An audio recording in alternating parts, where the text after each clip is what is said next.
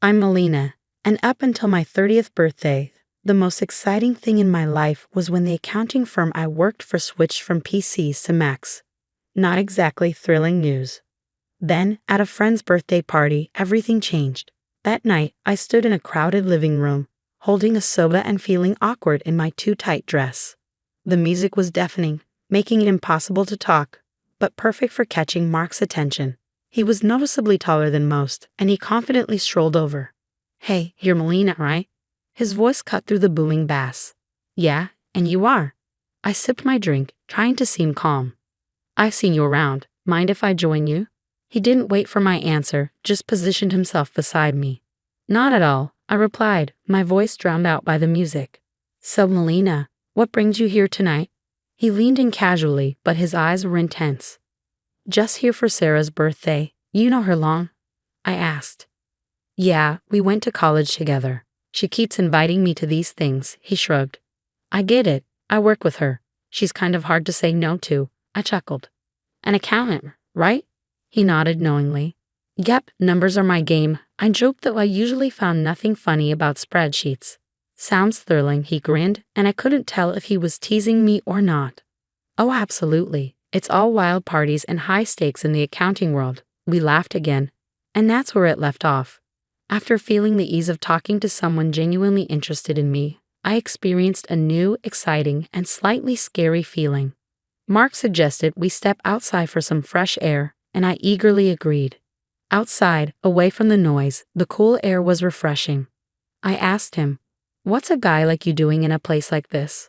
I was trying to sound smooth, but I felt nervous. He replied with a smile, "Just looking for a good time, I guess. And maybe someone cool to hang out with." His smile was warm and genuine. We talked about everything and nothing, movies, books we liked, and how he was into graphic design but stuck in a corporate job he didn't love. It felt like we'd known each other for years. As the night wound down, he asked for my number.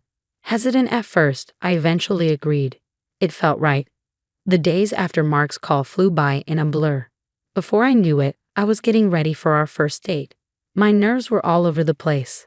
I didn't have much experience with this sort of thing. I chose a simple blue dress, nothing fancy. Mark picked me up at exactly 7 o'clock. His car was clean and well kept, nothing flashy, but it suited him perfectly. As I got in, he flashed me a smile that made my cheeks turn as red as a tomato. "You look great, Melina," he said. "Thanks," I mumbled, trying to hide my embarrassment. "You look nice too."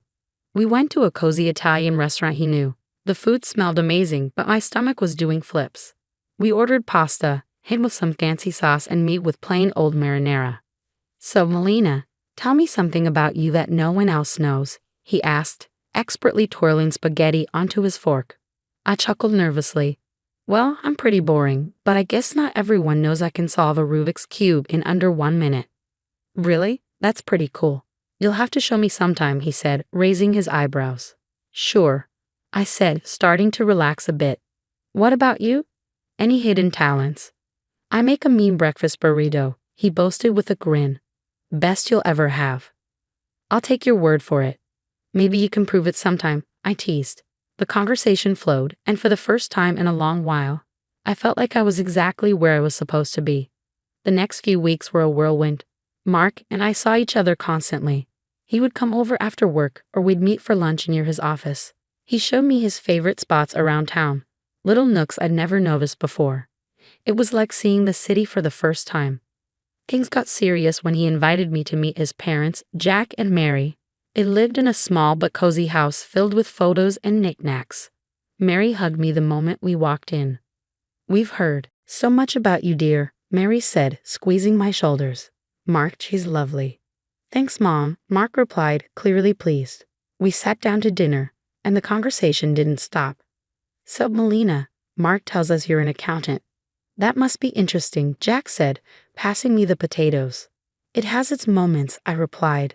"Mostly just numbers, but I like the order of it." "And how's your family?" Mary asked, genuinely interested. "They're good, thanks. My dad's a businessman, always busy, but he's been really supportive of me." It was all happening fast, but it felt right. It was as if everything in my life had been leading up to this meeting.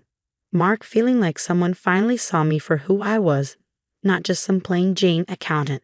One evening, a few months into our whirlwind romance, we were walking along the riverbank. The city lights reflected off the water, creating a picturesque scene. "Melina, I've been thinking," Mark started, stopping and facing me. "Yeah," I asked, my heart starting to race. "I don't want to wait any longer. I know this is fast, but will you marry me?" Just like that, my world changed. No hesitation, no doubt, just a simple yes, Mark, I'll marry you.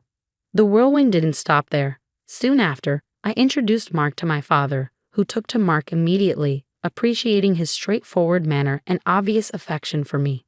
"He's a good man, Melina," Dad said, giving his approval, which meant the world to me. So we got married. It was a modest wedding, nothing too extravagant, but it was perfect for us. I even found myself loving the way I looked in my wedding dress, something I'd never imagined. Smiling wide, I posted photos on my social media, sharing my joy with friends and family. After the wedding, life didn't slow down.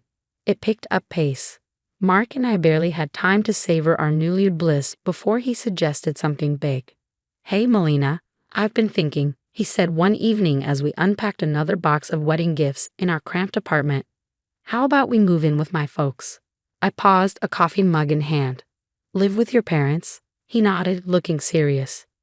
"Yeah, they're not getting any younger, and I feel better if we were around to help out. Plus, it would save us some money on rent." It made sense, I guess. Moving in with the in-laws was like something out of a sitcom.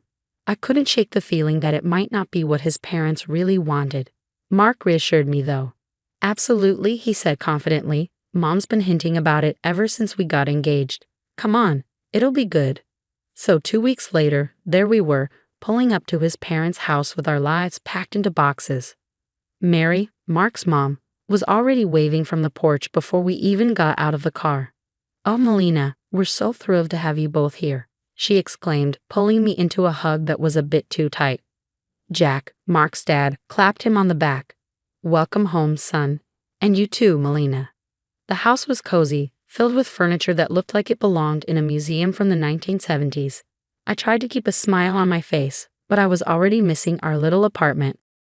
Mark sensed my hesitation. "It's going to be great, you'll see," he whispered as we carried boxes inside. The first few days were an adjustment. Mary was constantly hovering, always popping into our room to ask if we needed anything. "Just making sure you're comfortable," she chirped, while I tried not to cringe at the invasion of privacy. One evening, we all sat down for dinner. Mark, me, Jack, and Mary. The conversation was painfully mundane until Mark dropped another bomb. "So the house needs some major repairs," he announced casually between bites of meatloaf. "Repairs?" I choked on my mashed potatoes.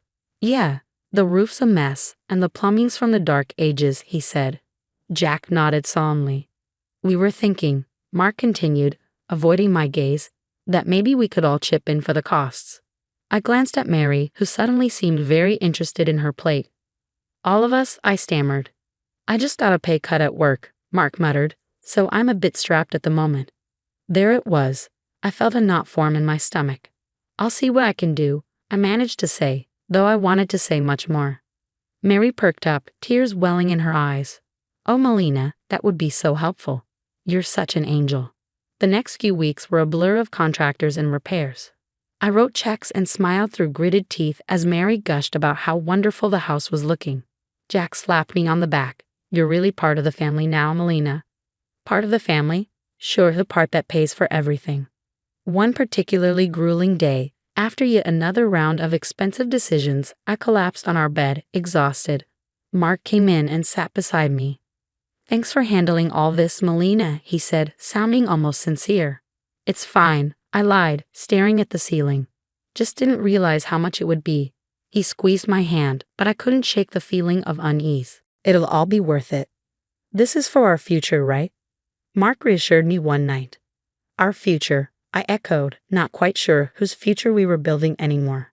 As I lay there, listening to Mark's steady breathing, I couldn't help but wonder if moving in was the right decision. But there was no going back now. I was in this deep, and I had to see it through, whatever the cost. After the renovations, the house looked great, like something out of a magazine. Honestly, despite the financial strain, I felt a bit of pride looking around. We decided to throw a small dinner party to celebrate, just the four of us. That's when everything took an unexpected turn. We were in the middle of dinner, laughing and sharing stories, when Mary suddenly got quiet. The room felt heavy all of a sudden. She looked at Jack, then at us, her eyes tearful. "We need to tell you both something important," she said, her voice shaky. Mark and I exchanged looks. "What's going on?" I asked, my stomach tightening. Jack took a deep breath. "The house, it's heavily mortgaged. We owe $200,000, and the bank could take it away if we don't settle the debt in 2 months. My fork clattered to my plate. "What do you mean?" "All the repairs we just paid for." Mary started sobbing. "We were ashamed, and we thought we could manage it. But after the repairs and everything, there's just no way." I felt like I was in a bad dream. All the money, all the effort, it was for a house that wasn't even secure. "So what are you saying now?" My voice was sharper than I intended. "Well," Mark started, avoiding my eyes, "I was hoping, maybe, Melina, you could talk to your father." "Are you serious?" I snapped, my voice rising. "Ask my dad for $200,000. It's just, after his help, the house would be secure for us, for our future," Mark pleaded. Mary's sobbing grew louder, making me feel like the villain in this crazy drama. "Please, Melina, it's our home. We've spent decades in this house." I was furious, but the tears and pleading wore me down. "I'll think about it," I finally muttered, feeling trapped. The next day, I called my dad hesitantly, explaining the situation. To my surprise, he agreed to help, but on one condition. "I'll give the money, Melina, but only with a formal agreement, a receipt. I want everything documented." When I relayed this to Mark, he wasn't happy. "Why does it have to be so formal? Can't you just trust us?" "It's $200,000, Mark. It's a lot of money, and he's just being cautious," I argued, feeling the divide between us grow. "He'll get his paperwork," Mark muttered, clearly annoyed. The paperwork was drawn up, and the money was transferred. Mary and Jack were relieved, constantly thanking me, but I couldn't shake the feeling that something had fundamentally changed between Mark and me. The future that once seemed so clear was now clouded with uncertainty. When I thought my life couldn't get any darker, tragedy struck with brutal suddenness. "Melina, it's your Aunt Judith." Her voice came through the line shaky and choked.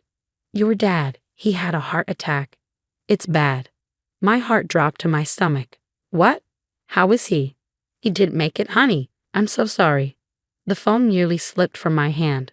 "No, that can't be right," I mumbled, feeling numb. I hung up and turned to find Mark standing in the doorway. "What's wrong?" he asked, his voice low. "My dad, he's gone," I managed to say before everything inside me broke, and I started sobbing. Mark came over and put his arm around me, but it felt like being hugged by a stranger. "I'm sorry, Melina," he said, and it sounded sincere, but I was too lost in my grief to really hear him. Exhausted from another long day of funeral planning and negotiations with the agency, I came home earlier than usual. I expected the house to be quiet, but as I inserted my key into the front door, I heard voices from the living room. It was Mark, his tone dripping with frustration and disgust, talking to his parents. "I can't do this anymore. Living with her is driving me nuts. She's just, oh, it's too much," Mark complained. His mom, usually so sweet and understanding, replied in a stern whisper, "You have to hold on a bit longer, Mark. We need to figure out what to do with those receipts your father-in-law had. Melina has them now. The sooner I get out, the better. I'll grab those receipts and destroy them, and then I'll start all over again with that rich beauty I told you about." Mark's voice was cold, calculated. I felt a chill run down my spine. Here I was, mourning my father, while the people I lived with were plotting behind my back. They weren't the loving family I thought I married into. Instead, they saw me as nothing more than a means to an end, a way to secure their financial troubles. Rage mixed with shock, but I knew I had to keep my cool, so I slammed the door loudly as if I had just come in, disrupting their scheming. "Oh, Melina, you're back early. How did everything go with the funeral plans?" Mary's voice shifted instantly to one of concern, her eyes wide with faint innocence. I forced a smile, my stomach turning. "It's all coming together. Thanks for asking." As I spoke, I could see the quick glance they shot each other, their faces a mask of fake concern. It made my skin crawl, knowing their true colors. But I realized that showing my cards now wouldn't help. I needed to be smart. I needed to protect what was mine and possibly even get some justice for their deceit. The funeral was somber, the air heavy with grief and murmured condolences. But as the ceremony wrapped up and we returned to Mark's parents' house, the true colors of the family I married into began to show. As we gathered in the living room sipping lukewarm coffee, Mark's demeanor shifted. His usually charming facade crumbled away, revealing something more sinister. With a cold laugh, he looked straight at me and dropped the bomb. "Melina, pack your things. You need to get out. I got someone else now, someone better." His words should have been like a slap. I pretended to be stunned, but before I could respond, Mary chimed in with a snide giggle. "We've really had enough of you, dear. We only put up with you for your money." "What about the house?" I asked, feigning innocence. "The house that I paid to fix? The $200,000 I poured into it." Mary laughed harder, as if I'd told the best joke of the year. "Oh, sweetie, this house is ours. You're nothing here." Mark's smirk widened. "And those receipts you're so proud of? Found them in your dad's house and burned them. They're gone." For a moment, I let them believe they had won, but then I couldn't help it. I burst into laughter. My reaction confused them, their smiles faltering. "Why are you laughing? What's so funny?" Mark demanded. I wiped a tear from my eye, still chuckling. "You three are just pathetic. You think you're so clever. The receipts you destroyed? They were copies. The real ones are safe with my lawyer." The color drained from both their faces. Mark's arrogance turned to panic. "You can't prove anything," he stammered. "I can and I will," I shot back, my voice steady and firm. "Now I want my money back, all of it, or my next call is to the police." Mark and Jack looked at each other, their earlier confidence replaced by fear. Jack, usually bold and brash, began to plead. "Melina, please, let's talk about this. We can sort something out." With the truth now out in the open and the leverage squarely in my hands, the negotiations with Mark and his parents dragged on longer than I expected. It was clear they were trying every angle to sway the terms in their favor, but I wasn't about to budge. "Look, it's simple," I stated firmly during one of our numerous discussions at their now legally mine kitchen table. "The house gets transferred to my name in exchange for the IOUs. That's the deal. No more games." Finally, they relented. We all agreed that the best course of action was to make everything official and legal. I insisted that everything be documented by a lawyer and confirmed with the proper papers. At the lawyer's office, the atmosphere was tense as documents were signed and notarized. I watched closely as each signature was applied, ensuring there was no room for further deceit. Once everything was finalized, I collected the documents related to the transfer and turned to Mark's mother, who looked deflated yet somehow still carried a hint of her former haughtiness. "I'll be keeping these in a safe place," I said, holding up the papers, before slipping them into a folder, just to ensure no one is tempted to pull any stunts. With the legalities handled, the divorce proceedings were straightforward. Mark was quiet, his earlier arrogance nowhere to be seen. When the final papers were signed, I felt a weight lift off my shoulders. A chapter closed. On the day they moved out, I stood on the porch of my now fully owned house and watched Mark, his mom, and dad carry their belongings to a rental van. Their movements were slow, the mood somber. I couldn't help but feel a mix of satisfaction and sorrow. This wasn't how I imagined my marriage ending, but under the circumstances, it was the best possible outcome. After everything settled down and I began to enjoy my newfound peace, word got back to me through friends about Mark and his predicament. Apparently, the grass wasn't greener on the other side. His mistress had dumped him not long after our divorce, and his parents. They were now crammed into a tiny apartment, a stark downgrade from the comfortable house they once had. It seemed karma had caught up with them quicker than I expected. Despite their situation, they started reaching out to me, bombarding me with calls and messages, probably hoping to weasel their way back into my life or at least my house. But I was done with their deceit. I blocked their numbers without a second thought and blacklisted them on all social media. It was liberating, cutting the final threads that connected us. One afternoon, as I was enjoying a quiet moment with a book in my living room, a knock came at my door. Peering through the peephole, I saw Mark standing there, a pathetic figure holding a bouquet of flowers. The audacity of it made me scoff. Opening the door, I couldn't help but laugh outright at the sight of him. Really, Mark? Flowers? He shuffled uncomfortably, the bouquet seeming to wilt along with his spirits. Melina, I have realized so many things. I was wrong, terribly wrong. Remember when you told me I disgusted you? I interrupted, leaning against the doorframe, not bothering to hide my amusement at his discomfort. What changed, Mark? Run out of options. He looked down, shame clear on his face. I made mistakes, but I'm here to make things right. I shook my head, almost feeling sorry for him, almost. You're not here to make things right, Mark. You're just desperate to get back to your comfortable life. But guess what? That life doesn't exist anymore, not for you. His face fell, and he took a step back as if my words were physical blows. Melina, please, save it. I cut him off sharply. I want you to leave. Don't come back here. We're done, forever. Mark stood there for a second longer, his hope visibly crumbling. Then, without another word, he turned and walked away, his shoulders hunched in defeat. Returning to my book, I smiled to myself. The quiet of the house wrapped around me like a comforting blanket, a stark contrast to the chaos that once reigned here. I was finally at peace, living life on my terms, and no bouquet of flowers or sweet talk could disrupt that. I was truly finally free.